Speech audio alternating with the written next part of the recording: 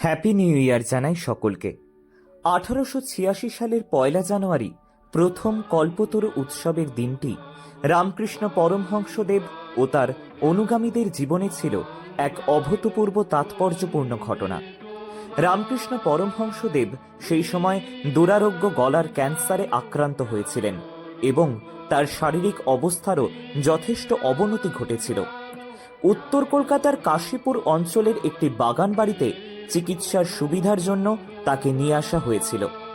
1 জানুয়ারি একটু সুস্থ বোধ করায় তিনি বাগানে হাঁটতে বেরিয়েছিলেন।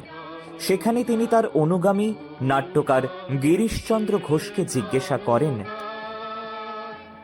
তোমার কি মনে হয় আমি কে? গিরিশচন্দ্র ঘোষ বলেন, তিনি বিশ্বাস করেন যে রামকৃষ্ণ পরমহংসদেব মানব কল্যাণের জন্য মর্তে অবতীর্ণ ঈশ্বরের অবতার। রামকৃষ্ণ পরমহংসদেব বলেন, আমি আর কি বলবো, তোমাদের চৈতন্য হোক। এরপর তিনি সমাধিস্থ হয়ে তার প্রত্যেক শিষ্যকে স্পর্শ করেন। রামকৃষ্ণ অনুগামীদের মতে তার স্পর্শে সেদিন প্রত্যেকের অদ্ভুত কিছু আধ্যাত্মিক অনুভূতি হয়েছিল।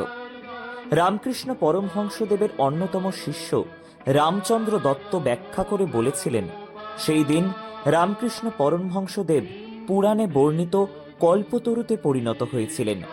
তিনি এই দিনটিকে কল্পতরু দিবস নাম দিয়েছিলেন, যা পরে কল্পতরু উৎসব নামে পরিচিত হয়েছিল। প্রত্যেক বছরের মতো আজকেও সকাল সকাল রায়গঞ্জ রামকৃষ্ণ মিশনে চলে আসি। সারাদিন ভক্তিগীতি শুনে ঠাকুরের চরণে পুষ্পাঞ্জলি দিয়ে ভোগ প্রসাদ গ্রহণ করে আজকের দিনটি, আজকের নতুন বছরটি শুরু করলাম। সকলের ভালো হোক, সকলের মঙ্গল হোক, নতুন বছর সকলের ভালো কাটুক।